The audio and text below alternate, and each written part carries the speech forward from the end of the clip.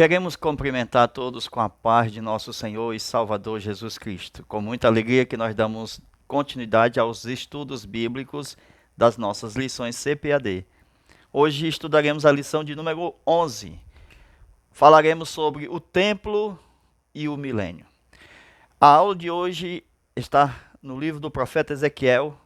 Nós já estamos se aproximando do final do trimestre, onde estudaremos exatamente esta aula com base na leitura bíblica em classe, capítulo 43, versículo 1 ao 9. Nós vamos agora mostrar esta visão do templo dentro da plenitude dos tempos no milênio, ok? Então veja o nosso desenho do templo de Ezequiel. De acordo com as escrituras, certo? A gente vai mostrar. Veja aí. Ok? Bate um print. Ok? E nós vamos estudar esse templo do milênio. Ok? Aqui também é o templo do milênio. Veja aí, de uma forma colorida. A gente vê aí o rio da fonte. Uma fonte de água viva saindo do templo do milênio. Uma vai para o Mar Morto e a outra vai para o Mar Mediterrâneo, aonde nós vamos ver a cura das águas que foram atribuladas na grande tribulação. Até as águas precisam ser curadas, tá certo? Está aí a fonte. Esse é o templo de Ezequiel, ok? Muito especial a aula de hoje, ok? Vamos lá? Então, meus irmãos, de acordo com esse templo do milênio, nós temos exatamente menção de que o sacerdócio levítico, eles vão trabalhar exatamente aqui, não mais conforme a lei, mas conforme exatamente o sacerdócio, segundo a ordem de Zadok. Eles vão trabalhar como porteiros, interessante. Ok? Se nós temos o sacerdócio da lei, o levítico, olha aí. Esse da lei era da ordem de Arão. Arão teve 4 filhos. E um deles, olha aí, o nome dele, Eleazar. Desse aqui sai Finéias. Depois sai o que nós estamos mencionando no livro de Ezequiel, capítulo 40 e diante, Zadok, ok? Coloca um Z e um D, mas é Zadok, ok? Então, esse Zadok viveu no tempo de Davi, amigo de Davi, nunca se rebelou contra Davi. O que nós observamos, que Deus batizou o sacerdócio do milênio como sacerdócio segundo a ordem de Zadok. Por quê? Porque Finéias ajudou, veja lá, Números, capítulo 15. Vamos ver aqui o capítulo para não errar? Vamos lá. Amém? O texto de Números, corrigindo, 25 e não 15, como disse. Então, capítulo 25 de Números, versículo 6 ao 11. Fala sobre essa genealogia partindo de Arão, ok? Então a gente percebe, meus irmãos, que no templo do milênio, o sacerdócio levítico será os porteiros, viu? Está lá em Levítico capítulo 40 e diante, você encontra isso aqui, que eles vão ser os porteiros daqui, da casa do templo do milênio. É interessantíssima essa parte. Por quê? Porque Deus, irmãos, está tratando de um novo sacerdócio, segundo a ordem de Zadok. Deus prometeu esse sacerdócio à descendência de Finéias. E aqui, ó, Finéias, Zadok. Deus batizou o sacerdócio do templo do milênio como sacerdócio de Zadok. Deus batizou o sacerdócio do templo da lei como de Arão. E antes nós temos o sacerdócio segundo a ordem de Melquisedeque. Então, ó, sacerdócio de Melquisedeque, sacerdócio levítico, que é o mesmo de Arão, é o mesmo da lei, e o sacerdócio segundo Zadok, é a ordem do milênio. Amém? Vamos lá? Isso é importante, meus irmãos. Por quê? Porque fala de uma forma profunda de que muitas pessoas que estão por trás de títulos, por exemplo, pastor, algum título aí que eles abirrogam para si, e que a Bíblia diz que são dons dados aos homens na terra, e não título, porque eles acham que são títulos, porque o título, na verdade, que muitos não querem, foi dado quando Moisés morreu. Foi Deus quem disse, meu servo Moisés. Então esse é o título que vai entrar no céu, de servo. Então os levitas, da parte de Arão, do sacerdócio, que era do sacrifício, que entrava, né, o sumo sacerdote até o Santíssimo, eles vão ser porteiros da casa de Deus no templo do milênio. Então esses líderes que gostam de título, Deus vai colocar como porteiro. É assim que Deus faz, irmão. Deus faz assim. Por quê? Porque nós somos servos. É aonde Deus colocar, não é aonde eu queira ficar. Amém? Então isso é importante. Os sacerdotes levitas, porteiro do templo de Ezequiel, é um novo sacerdócio no reino de Cristo durante o milênio. Um sacerdócio segundo a ordem de Zadok, filho de Finéias, filho de Eleazar, uma semente abençoada, reinando-se para sempre. Então, veja que Deus tirou do sacerdócio dos filhos de Arão e criou uma nova ordem, que podemos dizer que é a de Finéias, que gerou Zadok. Então veja, meus irmãos, o tabernáculo de Moisés, certo? Passando pelo templo de Salomão, e depois nós temos a igreja. A igreja está fora disso aí, no sentido do sacerdócio, porque o sacerdócio da igreja é segundo a ordem de Melquisedeque, nem da lei é. Então é o sacerdócio anterior à lei, e quando Cristo veio, ele estabeleceu o mesmo sacerdócio antes da lei, segundo a ordem de Melquisedeque. Ok? Então, partindo aqui e voltando, ó, nós temos aqui Deus substituindo o sacerdócio da lei, o arônico, para a ordem de Zadok, ok? E a gente percebe, veja aí o texto mais uma vez, Números 25, versículo 1 e diante, aonde Deus vai trazer exatamente o quê? Um benefício para aqueles que venceu a prostituição, pornografia. Então, o adultério, o que é isso aqui? Finéias. Ele ajudou Moisés a combater esses pecados no arraial. Leia o texto de Números 25, versículo 1 em diante. Então Deus vai coroar a família de Finéias, que vai sair exatamente Zadok. E Deus vai batizar Zadok como o seu sacerdócio no milênio. Então isso aqui é especial, porque Deus está dando perpetuidade no sacerdócio, premiado. Aqui foi um prêmio, irmão. Amém? Por causa disso aqui, combatendo. Amém? Ajudando a Moisés. Deus está mostrando um prêmio pela fidelidade. Então, voltando aqui, o sacerdócio, segundo a ordem de Zadok, eles vão atuarem aqui e tem lei. Existe lei na casa. Cabelo não pode ser comprido e nem pode ser careca. Tem que ser cortado o cabelo. O sacerdócio que vai atuar no milênio, eles podem casar sim. É um sacerdócio que os seus sacerdotes terão mulheres. Essas mulheres podem ser virgem ou pode ser uma viúva de um sacerdote. Não pode ser divorciada, não pode ser qualquer outro, enfim, que não seja virgem ou viúva de sacerdote. O que nós observamos é que Jesus, ele vai entrar pela porta do sol, do leste, do nascente, do oriente. O leste é a porta do oriente, entrada da presença de Jesus.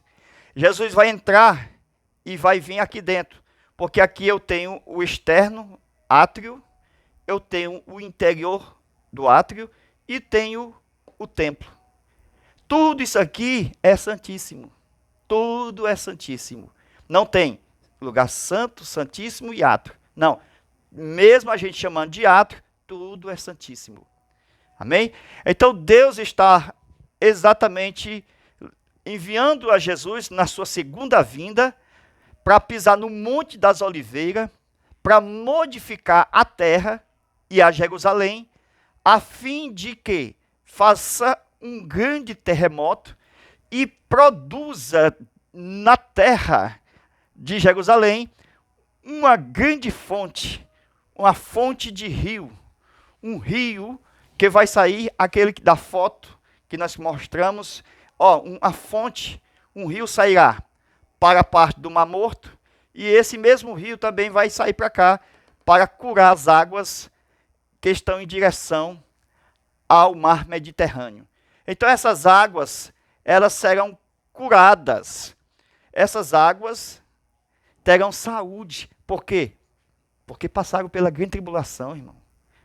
Foi muita matança. Então Deus vai curar estas águas. Essas águas que saíram da grande tribulação precisam ser curadas. Amém? Então veja, meus irmãos, que nesse tempo do milênio, aqui dentro haverá príncipes. Príncipe trabalhando aqui. Esses príncipes, eles podem entrar e podem sair. A exigência de estar aqui dentro é que eles têm que estar circuncidados de coração e circuncidados na carne. Nós, para entrar na cidade santa, não precisa ser circuncidado, os homens, na carne.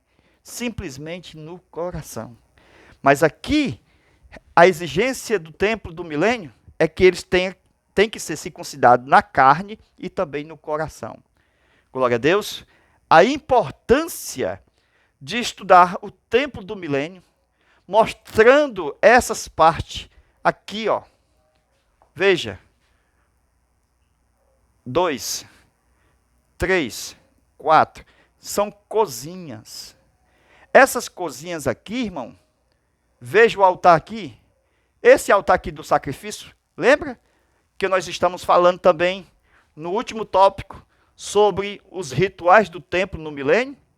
Então, esse sacrifício aqui, no altar, veja como é que isso acontece.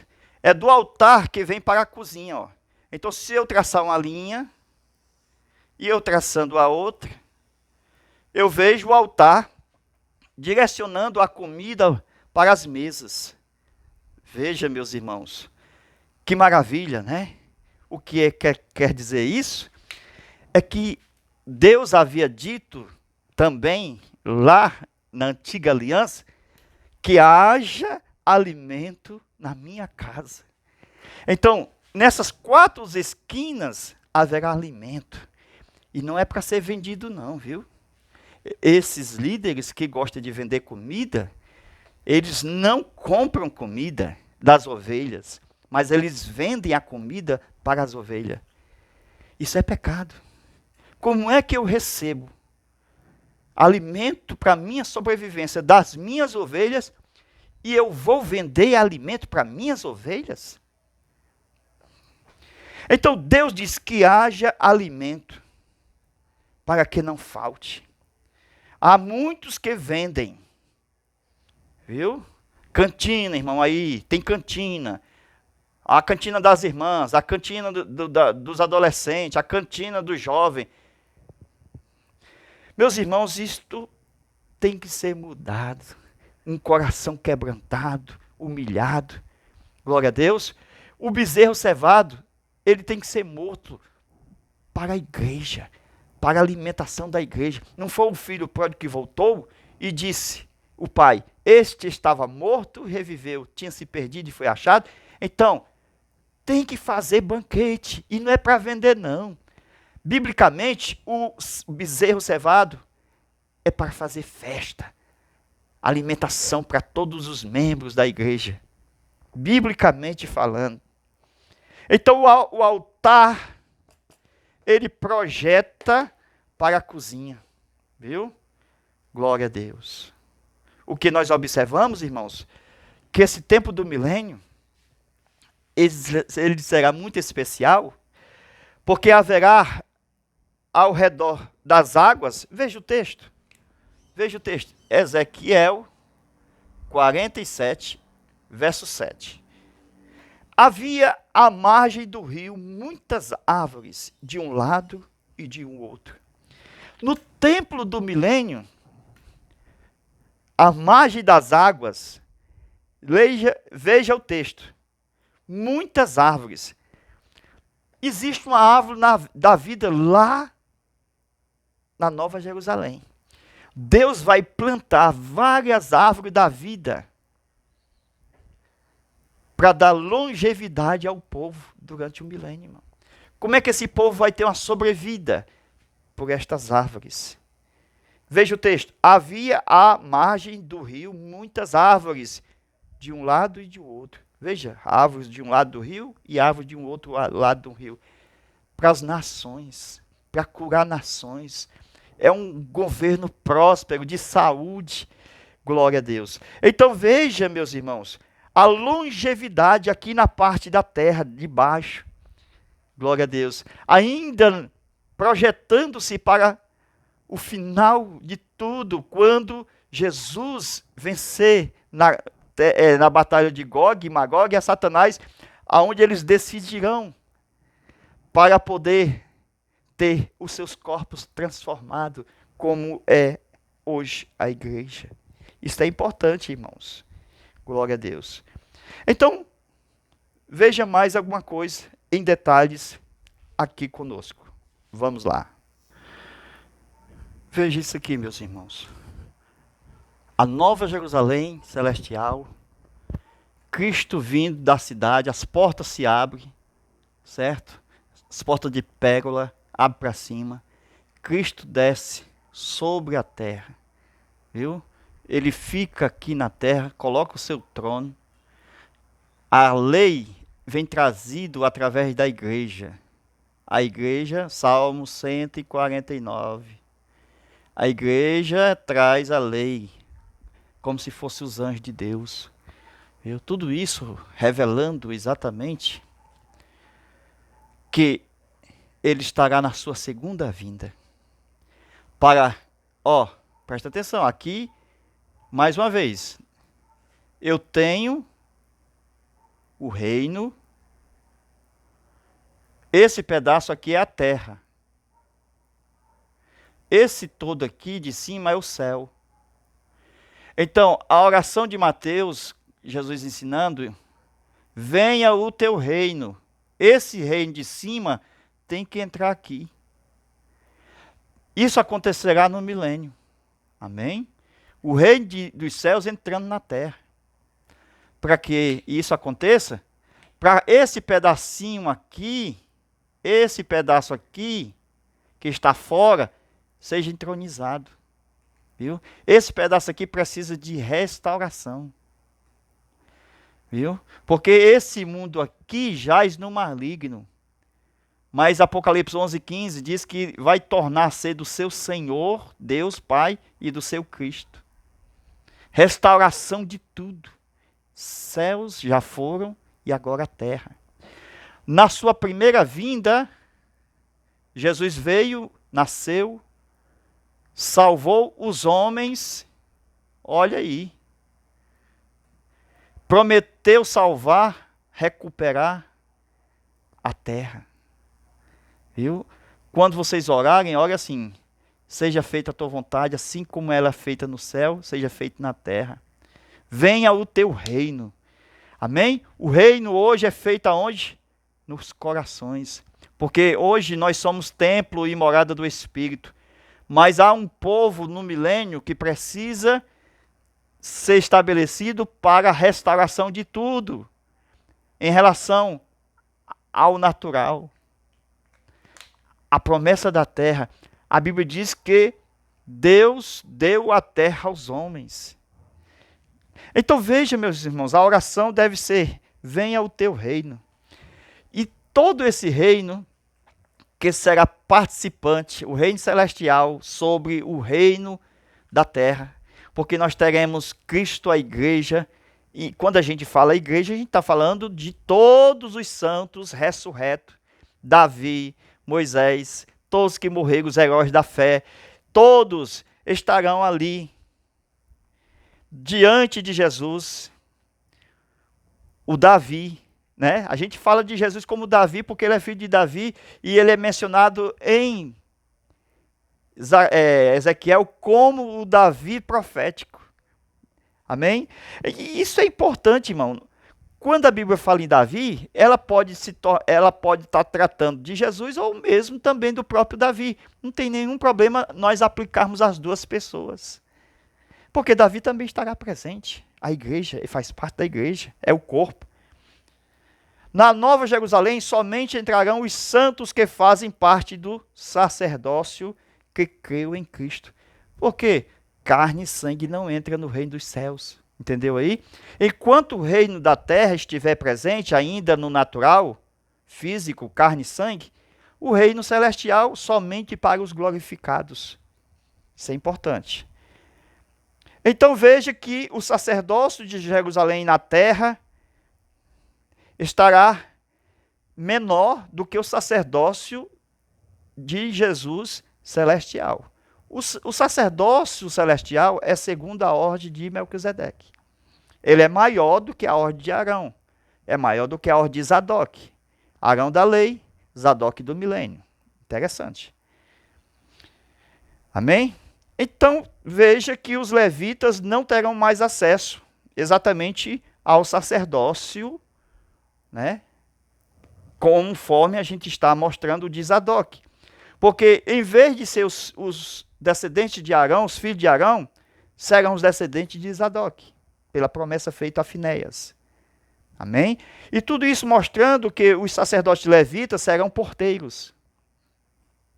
Os sacerdotes da ordem de Zadok entrarão no santuário, chegarão à mesa, Ezequiel 44:16, serão vestidos de linho para ministrarem, servirão dentro da casa, terão cabelo cortados, não beberão vinho, versículo 21, vão casar somente com virgens da linhagem de israelitas, serão mestres, juízes, não se aproximarão de mortos. Tudo isso é a lei da casa. Aleluia. Dita no profeta Ezequiel no templo do milênio. Irmão, a casa tem ordem. Esse sacerdote, segundo a ordem de Zadok, é tudo isso aqui que eu já falei. Eles serão defensores da santidade, terão herança do Senhor, não terão herança em Israel. Então veja que alguma coisa é parecido com o sacerdócio da lei, mas muitas coisas é totalmente diferente, porque a ordem é diferente.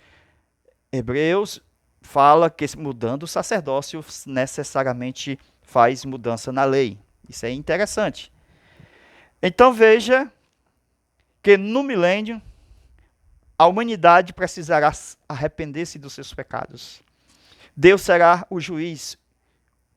O governo será de Cristo. Interessante que a glória voltou, que é a pessoa de Cristo. Esta glória não veio em nuvem nos dias de Zorobabel, mas veio em pessoa, em carne, por causa da promessa de Ageu 2, a glória da última casa. E em extensão está presente no milênio, na pessoa glorificada do Filho. Amém? Então Jesus não vem mais em símbolo, como vinha na antiga aliança, como a nuvem que desce sobre o tabernáculo, o templo. Ele virá em realidade como pessoa real, glorificada. Então, veja, meus irmãos, que a glória volta. E ela voltará somente no templo de Ezequiel. Porque antes do templo de Ezequiel tem um templo falso, que é o do anticristo. A glória não estará lá. E a arca, que nós sabemos que desapareceu na história, era um símbolo da presença da pessoa do Pai, do Filho e do Espírito Santo de Deus. Agora é símbolo da presença real de Jesus no milênio. Glória a Deus. Então veja mais um texto. Ezequiel capítulo 46, versículo 2. O príncipe entrará de fora pelo pórtico exterior. Os sacerdotes prepararão os holocaustos e as suas ofertas pacíficas. Tudo isso mostrando, irmãos, veja aí, os sacrifícios no milênio. Esse sacrifício no milênio, irmão, a igreja hoje, qual é o sacrifício da igreja? De louvor. E quando nós vamos fazer as nossas ofertas no altar, precisamos olhar para quem? Para o nosso irmão. Então existe uma lei na casa. Não é assim que devemos servir a Deus de qualquer forma. Se nós cremos em Cristo, precisamos ser batizados nas águas. Viu? Se aquele ladrão estava lá pendurado e não foi batizado nas águas, mas ele creu em Cristo, então, como ele foi batizado? Ele foi batizado na hora da sua própria morte. É isso que eu estou ensinando. Que o batismo refere-se exatamente à morte. Quando o cristão diz assim, eu não quero me batizar nas águas. Então, Deus está dizendo, então você tem que morrer. Fisicamente e literalmente. Porque o batismo nas águas é um símbolo. Assim também os sacrifícios no milênio é um símbolo. Para que os seres humanos que servem a Deus não seja derramado seu próprio sangue, mas sim o dos animais. É só isso. Deus está requerendo o sacrifício aqui para que eles não morram, fisicamente falando. Porque eles dependem exclusivamente do sacrifício de Cristo lá atrás, na morte da cruz. Como Abraão também sacrificou um cordeiro, um carneiro em lugar de Isaac. Lembra daquele episódio? Então, o pai aceitou o carneiro no lugar de Isaac. Não foi para substituir. Então, quem morreu? O carneiro. Então, Isaac foi poupado por causa da morte do carneiro. Entendeu? Mas aquele carneiro não salvou Isaac. Esse sacrifício do milênio não vai salvar ninguém. É só para substituir a morte do pecador, fisicamente falando. A alma, a eternidade, a ressurreição, a imortalidade, sacrifício de Cristo, o único. Por isso que o escritor aos Hebreus fala que não tira pecado os sacrifícios da lei e nem os sacrifícios do milênio. Nem mesmo o sacrifício, quando a gente fala em respeito à ceia, né, representando o corpo de Cristo, né, a parte animal, que é o pão, e a parte do sangue, que é o vinho, e nem mesmo o símbolo do batismo salva alguém. O que é isso? É que a gente vê que Deus coloca um símbolo e requer que esse símbolo seja cumprido para a pessoa não morrer. Simplesmente assim, irmão. Hoje em dia a gente ensina na igreja, mas sempre tem alguém, não precisa de batismo nas águas. Então morra. Então derrama seu próprio sangue. Lembra-se durante a grande tribulação, quem é que vai ser batizado nas águas? Mas vai ter uma multidão de salvos. Apocalipse diz que João perguntou, quem são estes? A resposta foi, esta grande multidão saíram da grande tribulação, estão diante do altar de Deus. Apocalipse 9:6, por ali, o texto. Então veja que, como essas pessoas vão ser batizadas na grande tribulação? Com a sua própria morte. Amém? Aquele ladrão da cruz, ele creu em Cristo. Quando ele creu em Cristo, a responsabilidade espiritual dele estava em Cristo. Isto é, Cristo salvou ele imediatamente. Mas ele precisava de quê? De ser batizado na própria morte. porque não tinha como descer e batizar nas águas, para seguir uma vida como hoje nós estamos servindo a Deus. Entende? Nós somos batizados nas águas porque Deus requer a morte do pecador. Como ele não quer matar o pecador, ele diz, batize nas águas, porque eu aceito a sua morte, como se fosse a sua morte. É somente isto. Os sacrifícios no milênio é Deus aceitando a morte do povo. Por isso que Deus vai dar sobrevida, porque eles estarão exatamente diante do governo de Cristo, recebendo as instruções. Por isso que tem que ter sacrifício. Se não houvesse sacrifício de animais, tinha que ter ceia. Tinha que ter batismo nas águas. E isso aqui foi um privilégio que Jesus colocou na igreja. Batismo nas águas e a ceia do Senhor. Amém? Isso faz parte do sacerdócio de Melquisedeque. E não faz parte da lei. Na lei não tinha batismo nas águas e nem ceia do Senhor. Somente no milênio nós temos uma mudança. Viu? Por isso que não tem ceia e nem tem batismo nas águas. Porque aqui, exatamente não é a igreja. É Israel e as nações. Mas tem o mesmo simbolismo. Como tem a ceia, como tem o batismo nas águas. Deus coloca símbolo, irmão, para não matar o homem. Glória a Deus. Esse é o Deus que nós servimos, que ama o pecador e aborrece o pecado.